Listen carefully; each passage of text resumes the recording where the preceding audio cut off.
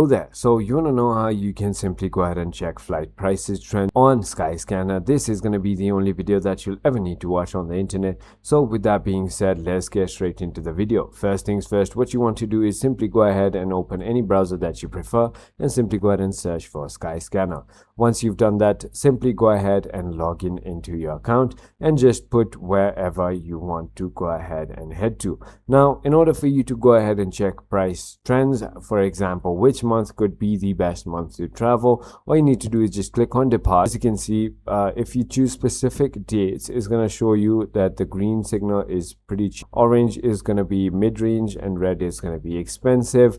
So what you can do is simply go ahead and click on flexible dates, and there is the trend that you can go ahead and see. So October is the cheapest month to travel, November, December, January, and so on. So you can see the prices, what are the prices going on. Simply go ahead and select the month you want to go ahead and head over to, and simply choose a day as well. So as you can see, it shows every day. So for example, 22 is the cheapest, so simply go ahead and click on find flights, and that is about it. I hope this video was helpful to you. If it was, hit that like button, and I'll see you on the next one.